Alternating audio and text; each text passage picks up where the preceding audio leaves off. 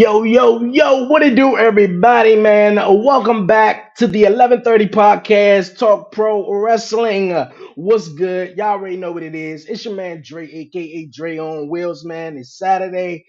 New day, new time, man. We back at it. Time to talk some pro wrestling, man. We're gonna be diving into it. It's gonna be a great show, man. We're gonna be talking about is the bloodline really the greatest wrestling? Is the bloodline really the greatest wrestling faction in WWE history? We're gonna be chatting about that. Also, man, Okada made his debut in AEW. We're gonna be chatting about that and much more. Also, the Bianca Belair fan hate, man. I mean, come on, man. Wrestling fans is something else, definitely something else. But you guys, man, I appreciate everyone tuning in. We live here on Facebook, Instagram, YouTube, Twitch, X, you name it, YouTube, everything, man. You're new to the show and you haven't done so already. Definitely tap in, definitely hit that subscribe button down below. You guys like it, leave a comment, share it, do all that great stuff, and don't forget to follow the 11:30 podcast on all social media platforms. All right, now that's out the way, you guys, man. I'm gonna be chatting some wrestling, but you guys, I got a guest that's gonna be joining me here on Talk Pro Wrestling. You guys, man, he's a former guest. He's been here on the 11:30 podcast. He's been here on Talk Pro Wrestling. You guys, he's the host of the Off the Top Ropes podcast network. You guys, yo, my guy, Shiz Blackheart. What's going on, my guy? Oh shit! I wasn't even supposed to even be here. What's up with it, ladies and gentlemen? I'm here. Yeah. Yeah, I'm back. I'm back. Yeah, I'm back with a force. I'm back with record, and I'm back with that. And I'm back with that fire. You know what I'm saying? I'm your current OTTR Inter Podcast champion. Eat a dick, Dukes.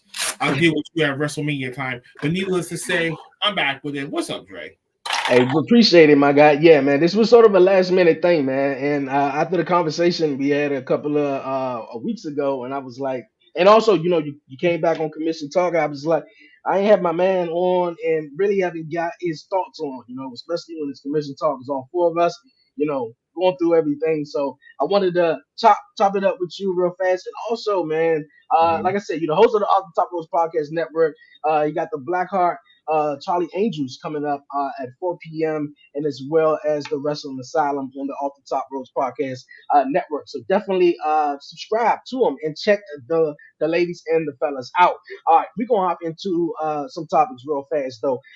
First and foremost, the bloodline situation, man. Obviously, it had been taking over wrestling for the last 3, 4.5 years or whatnot, and with Roman Reigns being on top, being the champion, and of course, flanked by Solo Sikoa, Paul Heyman, and of course Jimmy Uso right now. But of course, it was the Usos. With so many factions that have came across WWE over the last 50, 20 years, who knows? Over the last some years though. Do you feel as though right now the Bloodline is becoming or is the greatest faction in WWE history? And I know we got a lot of factions, like Evolution and even though NWO was in WCW, they did come over to WWE after the whole buy-in, but or the sale. But yeah, I'm gonna give the floor to you. How do you feel about that? Do you feel like they're coming to be the greatest faction in history, in WWE history? Well, Dre, let's just face facts. They are indeed the greatest faction in wrestling history.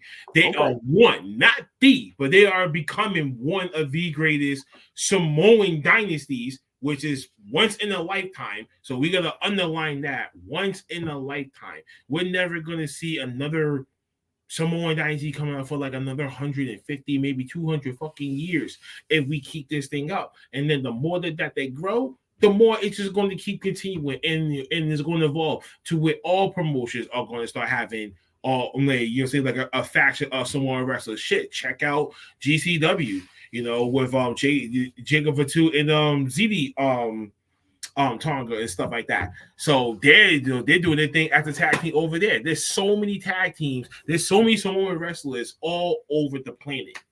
That's wrestling. So many different companies right now that the endless possibilities can go on forever. So yes, they are indeed, in fact, one of the underlying the greatest factions of all time. Okay, so you said they are one of the greatest factions. So you don't Yeah, claim.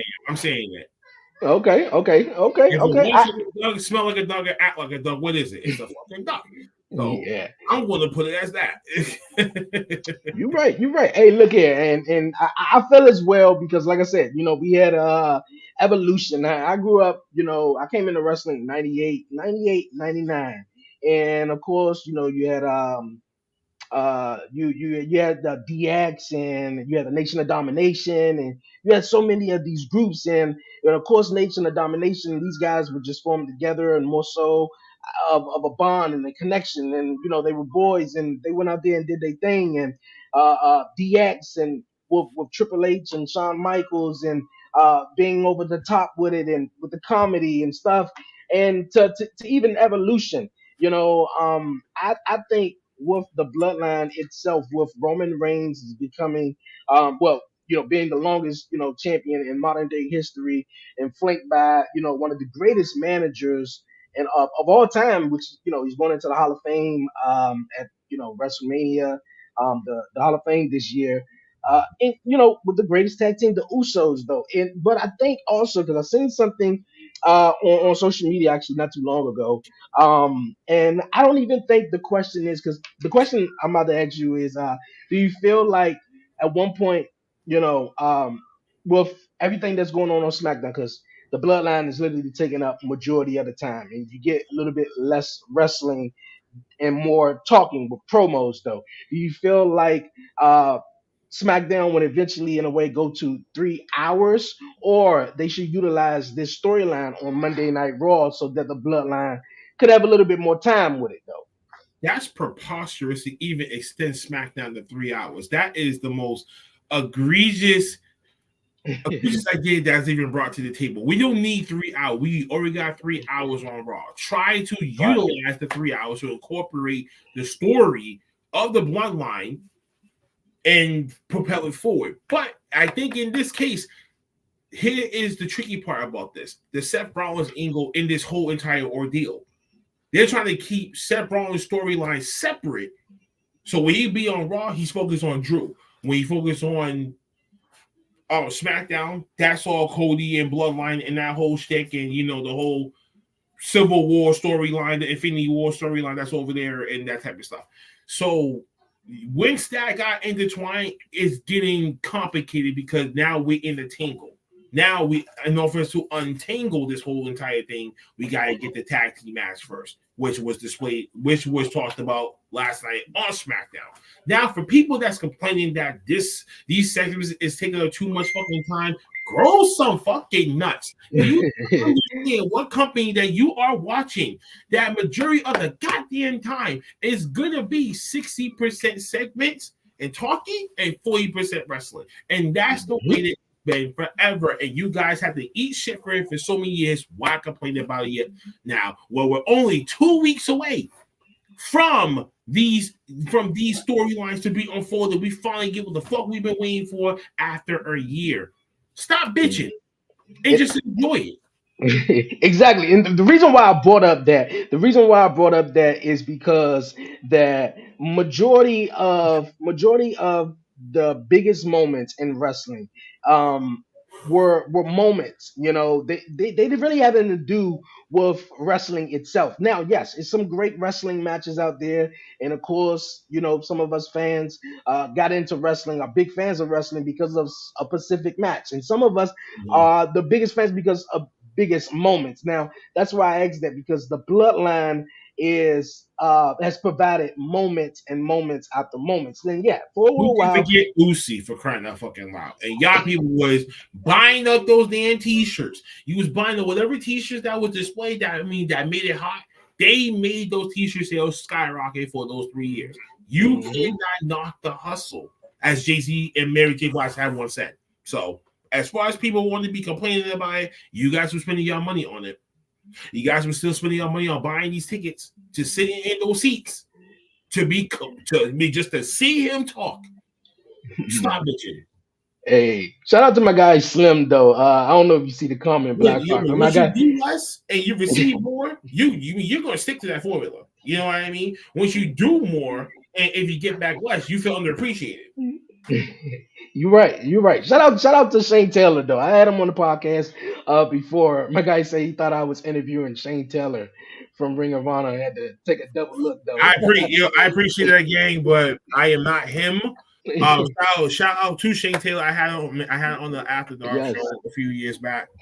He Big. was a great Yeah. dude. Great guy. Great Humble, guy. humble, hard working, and I'm happy where he's at right now. Yeah, and that's like I said, that's the reason why I brought it up because we get maybe 28 minutes of wrestling or 30, maybe not even 30 minutes, 28, 25, 26 minutes of wrestling in a 2 hour, 3 hour block of of programming with WWE, but not realizing that the moments that are created within WWE the last forever are really, like I said, have nothing to do with the wrestling itself though. So I Mm. think for fans who talking about maybe man what type of era are we in where we getting less wrestling, like I ain't gonna lie man, my mother-in-law when I she could have sworn Ric Flair was doing promos before his own matches that took up some time. But he you did. don't hear people complain about that. How many times have we seen Bret Hart and Shawn Michaels have promos in the ring that took up time and they ran off the fucking shows? Y'all wasn't complaining about that. What difference does it make? Yeah, yeah. They've been doing it for a very long time. So you can't be saying when did this shit start happening? It been happened. Mm-hmm. You guys I never agree. the signs of it because you were so drained, because you were so entertained by what you was watching that you didn't think about it till later. Hmm. Hey, Oh, you yeah. right. You look at you right. Look at I was always just for the sake of obviously the conversation and what we're talking about for 3 hours. SmackDown is totally fine on 2 hours. I think they should just use some of the story that they're telling Mhm. on Monday Night Raw. You got a 3 hour show, and sometimes you'll have matches that look like they just fell into that spot or whatever. But I feel like if Mhm. you're gonna use or have a promo like they did last week on SmackDown, not last night, but last week, where it was like 38, 40 something minutes, that could have been perfectly, for Monday Night Raw, to where maybe some guys who are on the undercard wouldn't have, matches getting cut or so. But hey, that's a part of the program. So but yeah, That's their program. Let's just clarify that. yeah, exactly. That's You're right. their program. I know in the other land is 80 85 is 80 to 85% wrestling, 15% talking. hmm Hey, you're right. You're right. You're right. You're right. I gotta ask though, real fast though, before we move along. Seth Rollins, and this whole Cody Rhodes situation. Now, I don't. For some reason, I don't. It, it doesn't entirely. I don't think Seth Rollins is going to turn on Cody Rhodes, but the picture is like, he's accepting the match for Cody. I'm standing up for you. I'm being by your side. Like, what benefit in a way that he's have if he's been positioned into this program with Roman Reigns, The Rock, and Seth, Cody Rhodes. See, here's the thing about that, right? It's like the same way how they flipped the narrative of if The Rock was really Roman's bitch and shit like that, right? And then Rock had to come up with that whole thing like I'm all you guys' boss. So at the end of the day, I can make some shit happen. You can't. You know what I mean? You gotta rely on the fans. I am a director when it comes to Mm. that. So I will make it every way in my power. Who does that remind you of? That reminds you of a Vince McMahon type of aura and stigma when it came to that speech last night by The Rock. So really want to look at it, I don't see him doing anything to screw over Cody because he really wants Roman gone. And as you can see from the whole walk through the whole through the audience, the whole shield all over again. We're playing mind games with Roman already, and we're already weeks away from WrestleMania. Lord. Now it's like, okay, Oh, he was going to get with this shit, and now you're putting Cody like you're putting Cody onto my game, which you did to me, that caused the DQ finish, and the first technical loss. You know what I'm saying? So yeah, at this rate, the only thing I see happening, and if the rumor is true, that John Cena is supposed to be making his return back. He's there. He has to play an integral part in that match to be able to say, "Hey, I got fucked over by Roman and by Solo, so I got beef with the Bloodline too." And what better way of the Civil War storyline by having people who've been screwed over by Bloodline and Roman? Now they're formulating this whole little super group. Yo, we want Cody to be a new champion, and this is it. It's like a whole Dusty Rhodes story where you shoot for the sky. And because now, wait. Nope, I gotta do it properly. Excuse me. Because now, because you gotta shoot for the sky. Because that now, that's right. And some people who know about that promo, Dusty Rhodes. God rest his soul. Hey, I think that has been something that's been rumored, for a while, that they're gonna sort of create a group, or have some guys align with Seth and Cody to go against the Bloodline. You know what? I didn't even think of what you were saying about the Cody and Seth coming down from the entrance. I didn't even look at it like that. I was just like, okay, you know what? They came out the entrance or whatnot. I don't know if I'm really, I mean, I guess that's the only way, but I mean, shit, I guess people keeping a lot of grudges on the Bloodline despite them, taking They them just out. want a new champion. They don't want a part-timer. They want a full-timer that's going to be there consistently and all this other stuff. Blah, blah, blah, blah, blah. Listen, we understand this shit already, but like I told y'all before, for years, there's been other champions that talked their game and proved it when it was big money matches. And that's how it was. For Ric Flair was the prime fucking example of this. And that's how the whole lifestyle kind of grew into where we see it today, where you have to be consistent in order for the champion to get over and to draw the most money each and every house that you go to, which is understandable. But at the same time, if that person got oozing fucking charisma and be like, oh, we're feeding for his fucking return, they're going to wait. They're going to manifest. They're going to drop their toppest dollar to see that person. Okay. All right. Before we move on, all right, do you think it's gonna be Bloodline rules, or it's gonna be free of the Bloodline in this tag team matchup at WrestleMania? Which I, didn't think it was going to happen. Honestly, it's gonna be Bloodline rules for some weird reason. I'm expecting another debut of a Samoan coming into play with this. If they really pull the trigger with this right.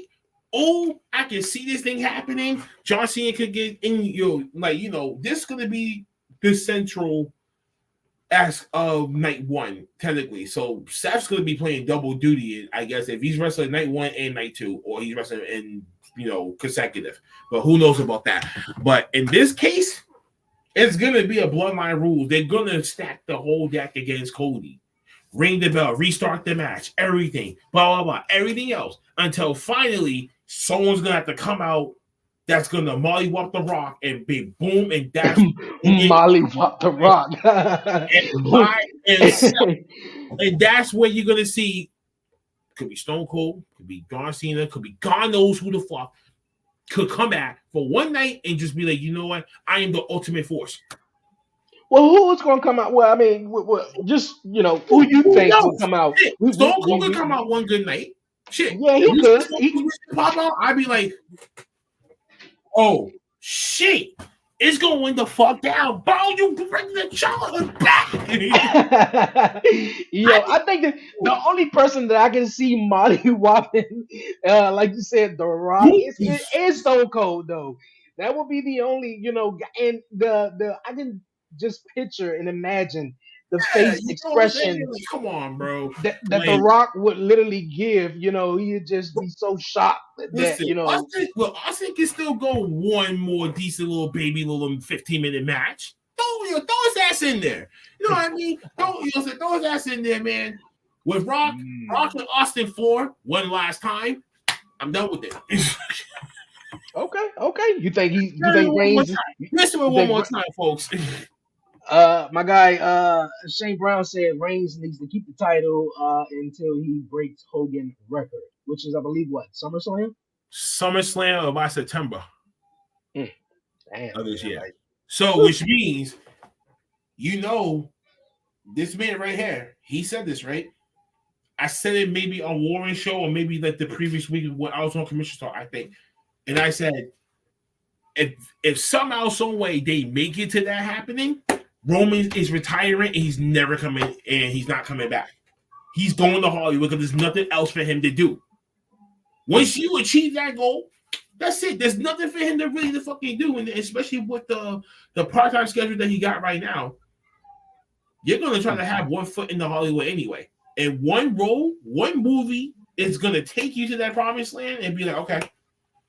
Which I think he's in the process of doing right now. You know, with the Which Rock or whatever. means at some point they're already saying, okay, if we're gonna do this, we're gonna do this thing the right way. So if Cody has to take another L, sure, we may not have to. I mean, sure, the fans may fucking overload and basically say drop dead WWE, blah blah blah. But look what's gonna happen.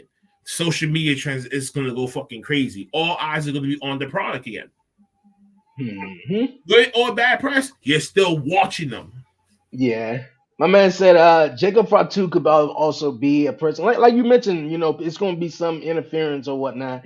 And Stone Cold I think would be great, you know, but I think, you know, having someone like maybe a Jacob Fatu or, you know, whoever else that you wouldn't expect. You probably wouldn't expect Stone Cold, even though he been, you know, working out in majority of his social media videos. But hey, Jacob Fatu could definitely be something. I don't know. You know, this bloodline thing could definitely goes on. I can definitely see Seth losing his matchup to Drew due to all of this.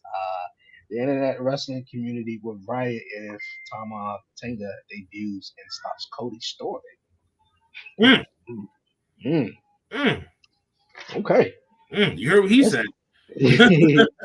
yeah. Yo, and listen, I think the people and I can hear Shaw's voice in my head about this. My God, no, it's going to be left field for the whole IWC, and this is where toxicity is going to overtake every fucking thing. Everything that you ever think about wrestling, it's going to die if Roman wins at WrestleMania. There's no debate about it. Yeah, it ain't though. I said last question, but it's so much to dive into. The new video game right now, WWE 2K24 is out. I got a copy of it, and Yeah. yeah.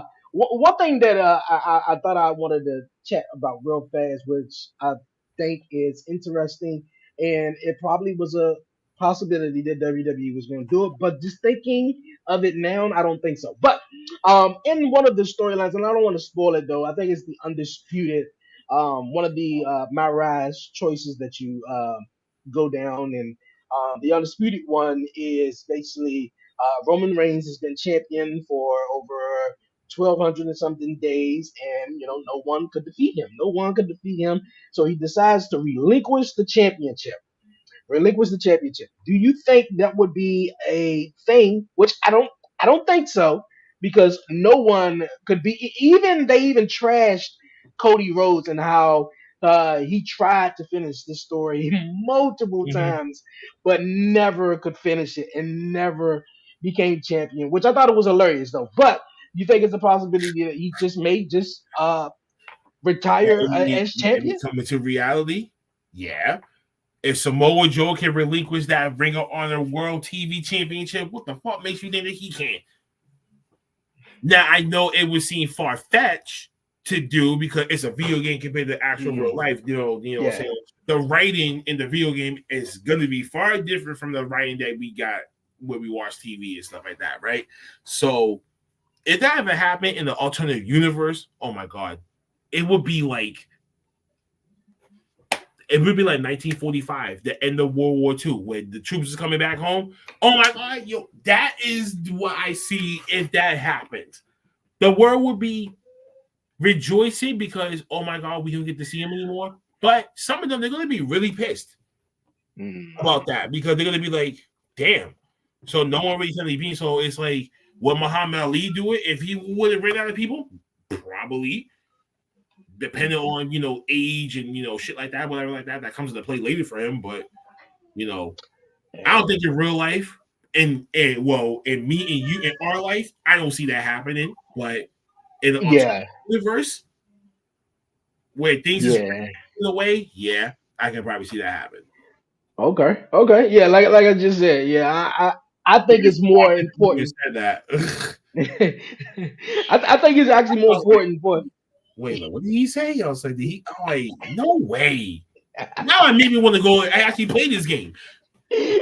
Yeah, like when I get a chance to, and my son chill out, and I get a moment, I'm gonna try to dive back into it. But yeah, man.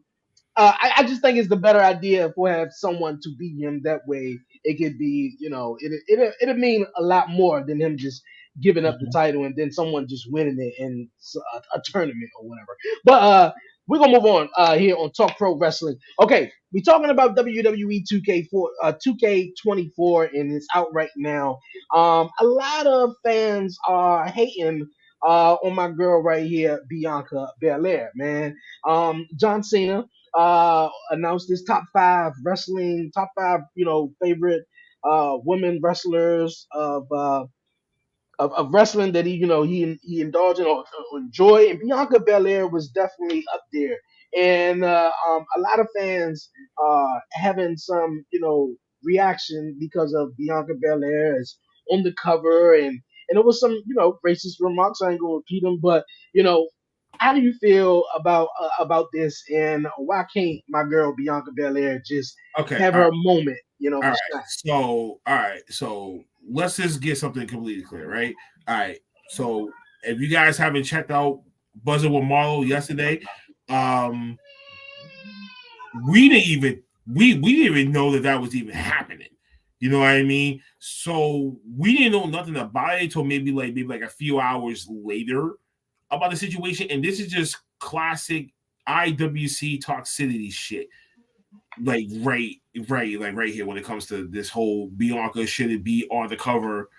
And more importantly, I just think people just low key just want things to be the way that they are, and just it only be one person only, and it's just a Caucasian person. I'm not gonna just sugarcoat my tongue for that shit, but I think that's the reason what the fuck it really sounds like to me. It just basically seems like, oh, her time has passed or some shit like that, or why did they gotta push a black person on this video game cover? Who gives a fucking rat's ass? How many times have we seen maybe black people that's on 2K covers, NFL covers? You know what I'm saying? Now, does it make a difference when it comes to those? But it's different when it comes to wrestling. Yeah, but real fast though, Wrestling just itself is just toxic. You know you're what I right. mean? It's just the bottom line of that. You're definitely right though. But for from the NFL, like the NFL, most of their athletes are predominantly African American, and in majority of their fans too. But far as wrestling goes on, if you turn on wrestling and you look at the crowd now, majority of everyone in that crowd is Caucasian, and Mhm. most of the wrestlers as well are Caucasian as well. So it wasn't until, in my opinion, 2020 where the world was in chaos and the world was just going crazy and so much was just going on, that WWE really took the initiative to give these African American black wrestlers a chance and an opportunity Mhm. within storylines, with the championships. We saw Bobby Lashley become WWE champion. Apollo Crews was the Intercontinental champion. Uh, Bianca Belair was doing her thing. We were seeing so much, and not just in WWE, but in other wrestling promotions as well. But I feel like with the how the world reshaped us, and I don't necessarily think you can go back, but I think Bianca Belair. yes, she had her time, but she is a superstar. And I mentioned this before. Bianca Belair and Rhea Ripley as well has created these moments and established themselves where now they are in the conversation with Charlotte. They're in the conversation with Becky Lynch. They're in the conversation with Bailey and and stuff like that. So I don't think her time has passed, but I think she's a superstar. She got the right to be on the cover. And look, she's on the cover with Rhea Ripley, who also, like I just mentioned, standing out and was in the Judgment Day and everything like that. So yeah. Listen, man, it's crazy how our own wrestling fans can be this toxic about who gets what, who should be on what, and if you guys ain't doing what the fuck that they doing on a daily fucking basis, then y'all need to just shut the fuck up and just let shit ride the fuck out. There's nothing that you can do. But what y'all gonna do? Protest and be like, we're not gonna buy the game because this woman is on the cover?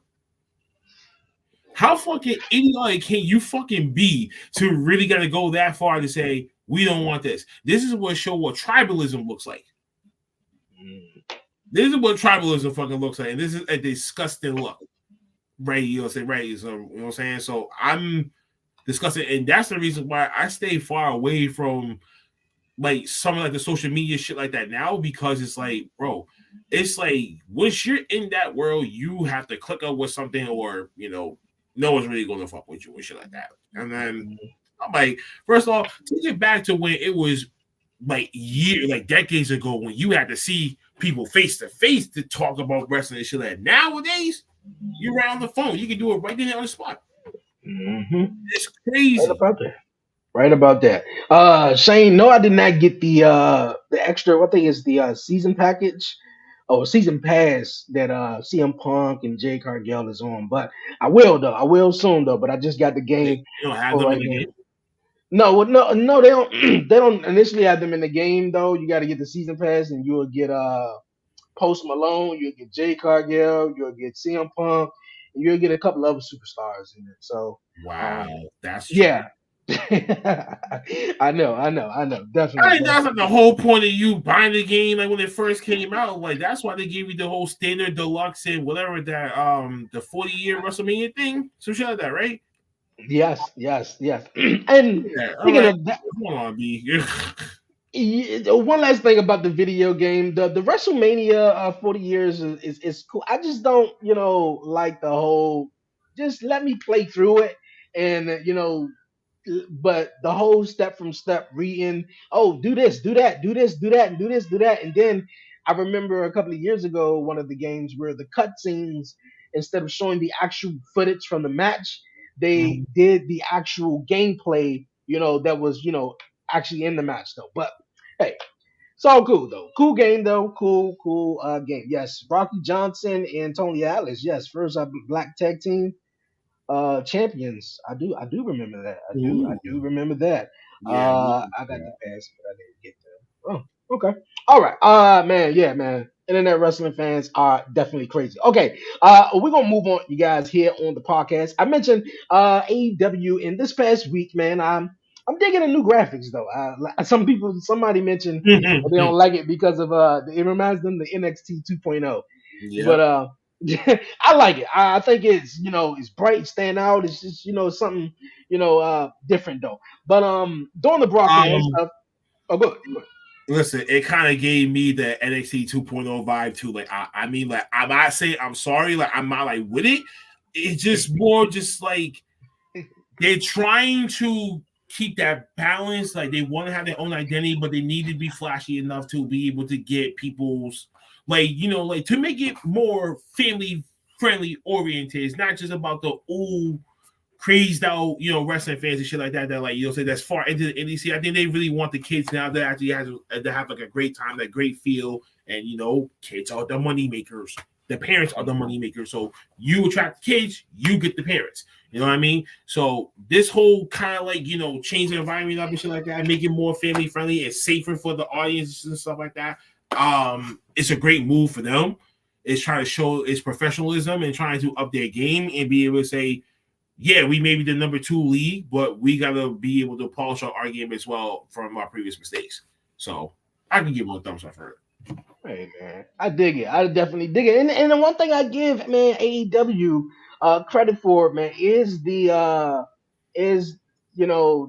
putting in the work with the stages, man. Because I think us fans, who grew up on WWE and enjoyed WWE, especially in like the early 2000s, man, where every pay per view stage were just something different. It didn't have to be over the top, extravagant, but it was just something cool. It was different, and I think AEW definitely put that into consideration when they do think about they stages and stuff like that. So I definitely want to give them credit. Jay and CM Punk going to be out in like July.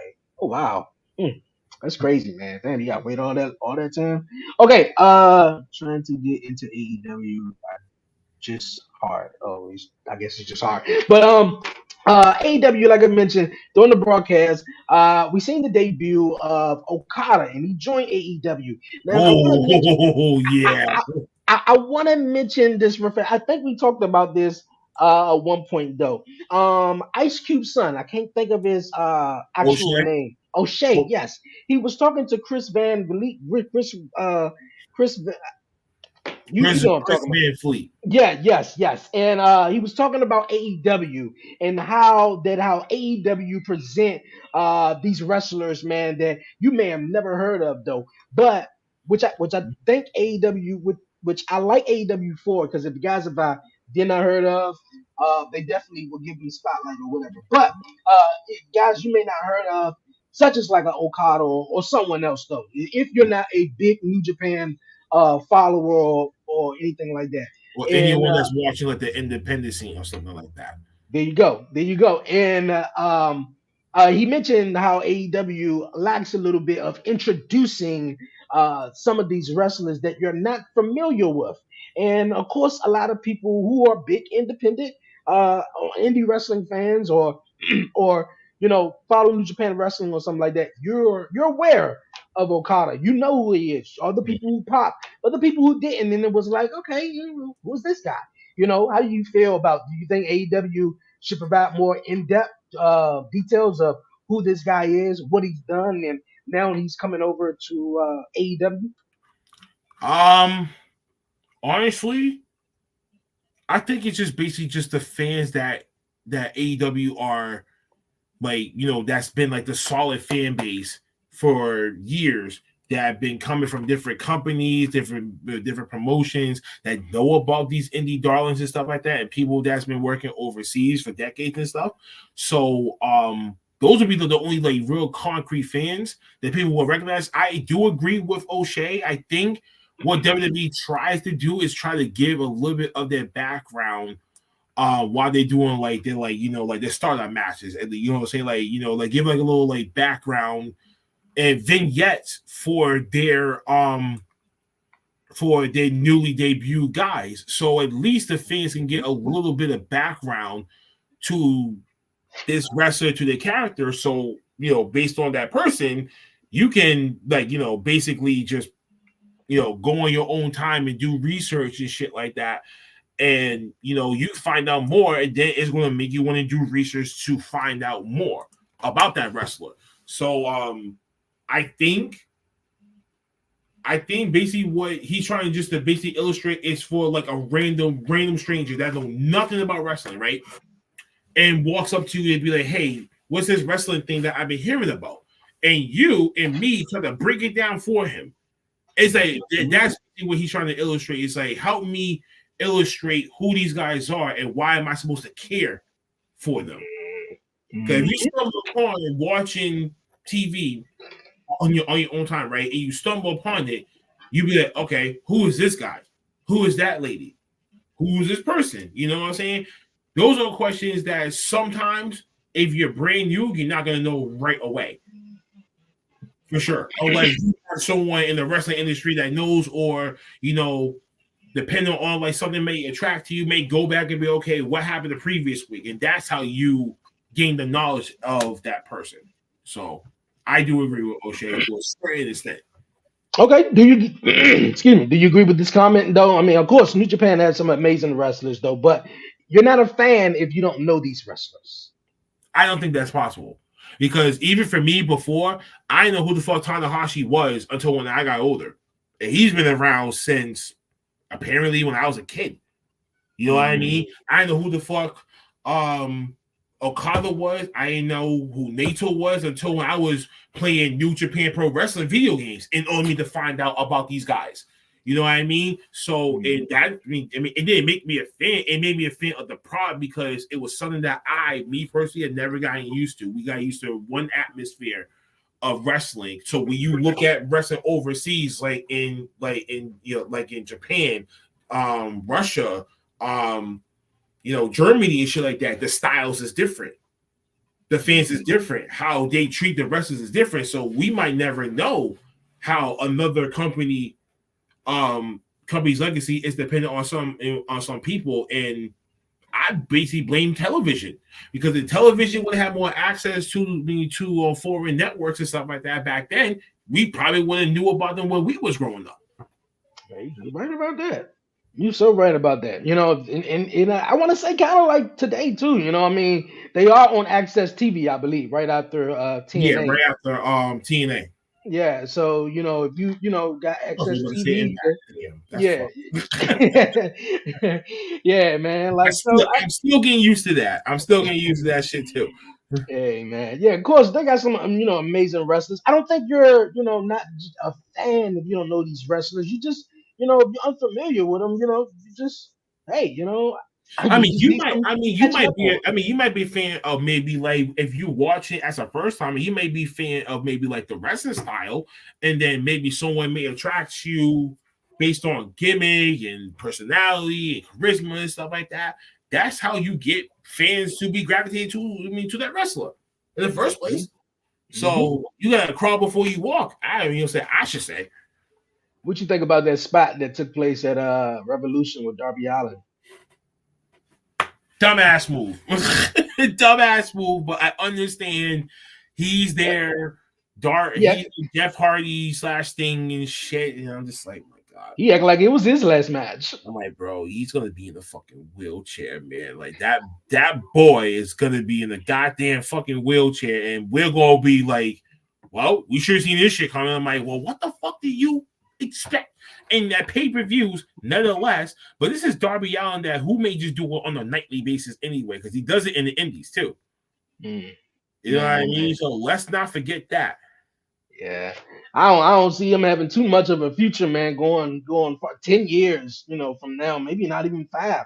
To be wrestling if he's going at the rate that he's going at. But Oh, yeah, gee. man. I mean, excited to see Okada in AEW with the Young Bucks and the new character that they presenting. So looks interesting. Want to see definitely how it goes though. Next week or this coming Wednesday, AEW Big Business in Boston. Where you from, man? You gonna be there, right? Yeah, I'm gonna be in the building, motherfuckers. Yeah, I'm gonna be in the building for it. Just gonna treat myself on one night. Well, a few nights this month. Not only I'll be there, but I'll also be at Supernova Wrestling in Revere, Massachusetts, March 13th. Sponsoring Pure Ignorance. Shout out to my boy Chaz, Oh, Prince Machiavelli, and Noah. And last but not least, I'm gonna be at Focus Pro Wrestling's Kickstart My Heart, March 30th. March 30th in Braintree, sponsoring the World Heavyweight Champion over there, Mr. Tyree Taylor, of course. So you gonna awesome. catch me be in the building, probably get some interviews with some of the guys and stuff like that. And we're gonna probably have a few vlogs out there. So happy birthday to myself. So we're gonna try to do some things and do some other things. And hopefully Mercedes Monet don't disappoint the Boston fans. Oh, Because look at hitting their nays when it's worked appreciate. out. You know what I'm saying? Yeah, appreciate you, my guy. Appreciate it. Okay, like I mentioned, Big Business Wednesday. You said you're gonna be in the house, man, and doing So, multiple things. Do you feel like she's gonna be there? I was chatting with my guy Whipple not too long ago, and he stated that Mercedes Monet doesn't move the needle, but Sasha Banks does. And do you feel that's like with stupid. That's so fucking stupid. They're the same person. Yeah, it is the same person, but it's a little, but it's look at it though. I mean, Adam Listen, Copeland and Mercedes Edge Monet though. is basically Mercedes Monet is basically Sasha Banks just turn up to 100. That's all that you're doing. Like that makes so goddamn fucking sense. That some of these people are fucking retards. Fucking retards. Like I don't think people comprehend what what their thought process is and what kind of thoughts runs through their head when they make these determinations and shit, and then they run with it. And somewhere in y'all is going to be you're leading the blind to the blind wall, and then that's when you go smack into the wall. Yeah, and I understand she is using her, actual name, but it's two different characters though. Obviously, yes, she is turned up to a 10, but like I was mentioning, like Adam Copeland, Edge, Edge was the rated R superstar, and I guess he still could use the rated R superstar with, Adam Copeland. But Adam Copeland is just the dad version of Edge. He's just the dad version of Edge. I'm sorry. No matter what you want to the same like Christian Cage is the father version of Christian from WWE and shit like that. Like you go to the I like the comparison. And then like, you know what? That's the kid me. This is the adult me right now. All right, fuck it. This is what we're gonna do. Okay. But we're gonna turn it up a notch. It's go time, and then my back. Click, click. That's the noise makes when your knees walk.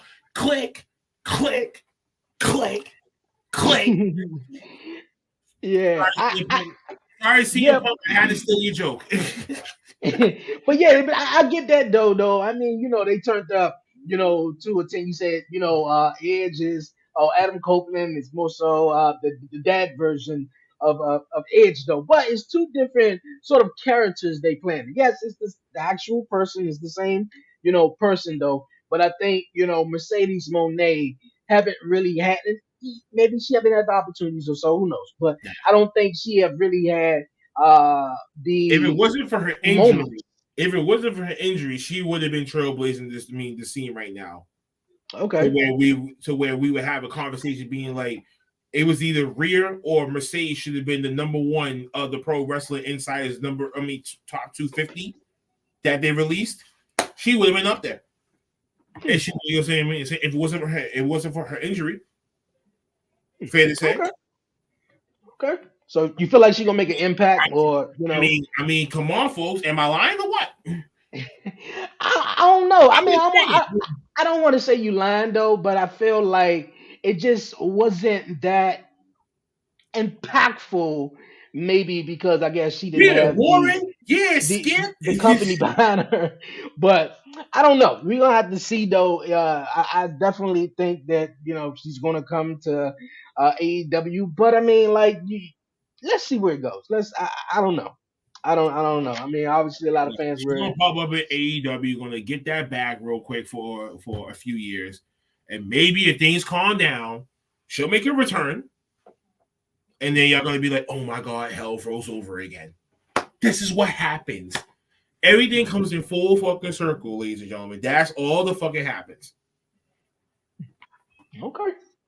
Cool. Well, we're gonna see this Wednesday if Mercedes Monet make her AEW debut, man. So that's gonna be telling. Gonna be real telling. Last but not least, did you see Sacrifice last night? I did. You did? Yes, and how was it? I tied it up with Duke's bitch ass. So we got to go into WrestleMania, wrestling off for 2 nights for this Inter Podcast Championship, and he's still gonna get his crusty ass, musty, German fested, semen fested, covered, fucking hands all over my championship. So good luck with that, motherfucker. Anyway, but yes, I watched it last night. A few screws that happened last night. The system is holding the gold right now. Tag team and the world title. Hammerstone beats Josh Alexander. Whoa, that one flew over my head. MK Ultra, what the fuck was that happened last night? And then now it's looking like Monster's going to be the heel and Killer Kelly is going to be the face when they split up this little team like that. That's all. That's what I already see from that. And PCO and Khan, two freak is always battling out in a no DQ, rightfully fucking so, because they screwed us out of that last one in that last pay-per-view too. We missed that. I mean, no, we missed that Crazy Steve and Joe Hendry match for the Digital Media Championship. And AJ Francis was out there in the crowd and shit like that, and like whatever, blah blah blah, doing this, doing this, but everything else was the way that it was supposed to be. Okay, yeah. I haven't watched it just yet though, but lately I've definitely been tuning in to TNA. I Joe Hendricks blind luck yesterday. Joe blind fucking luck yesterday, like dead ass. Joe Hendricks is a guy. I mean, he's entertaining. I think I like what he does. You know, him and the AJ Francis situation. We're going back, especially when he made up the song with the Cheez-Its, and did the Cheez-Its called him a Cheez-Its champion or something like that. I thought that was hilarious. With bastard. And Nick Minoff. I gotta get used to calling him Nick Minoff. Took on Steve Macklin. Yeah. So everything going on with TNA, man, I'm loving. I feel like they're doing in a way better than AEW. That's just my opinion. Because some people don't want us to say that, but it's true, folks. It's true. It's true. And another thing I wanted to say too, because that's what I was talking about with the Bloodline and stuff and everything. Pro wrestling is storytelling. Now, yes, 8 matches on the card, 9 matches on the card with super kicks, drop kicks, and God knows what.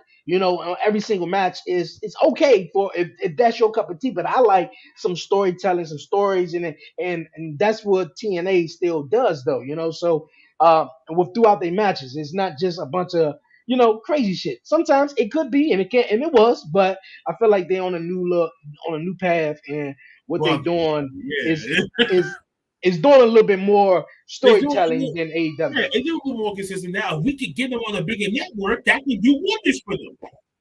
You're right about that. That's what we was talking about too on the bigger network, especially too. They just get a bigger network, and then finally, they'll be almost on the same parlay as maybe.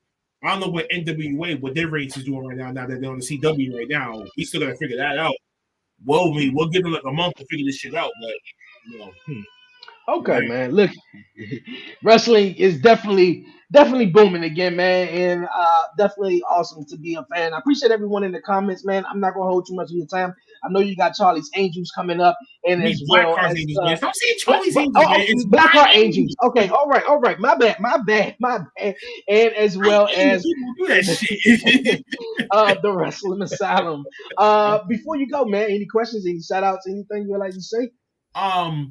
Shout out to Supernova. Shout out to Focus Pro Wrestling. I'm gonna see you in a few weeks. Shout out to the girls. Shout out to the gang. 4-year anniversary show tomorrow, but it's just gonna be like a last week of wrestling. But we'll do the last segment dedicated to the 4-year anniversary, stuff like that. Shout out to Warren. You know what time is with it. When come to me, check out that episode yesterday, man. Mental health is real. Shit. Shout out to everyone doing it. Shout out to everyone doing their thing. And Deuce eat a dick, nigga. And you mute yourself. Of course I did. My son is in the background crying and doing everything. So of course I did mute myself. I think you meant to mute me. No, actually, I meant to mute myself though. Yo, man, this definitely been awesome, man. Definitely having you on. Like I said, this was the plan.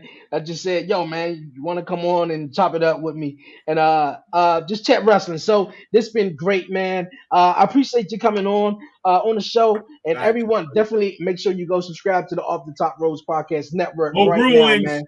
For real. Yo, man, we're going to take a quick break, come back, wrap up the show. You're listening and you're watching to the 1130 Podcast, Talk Pro Wrestling. Appreciate you, my guy.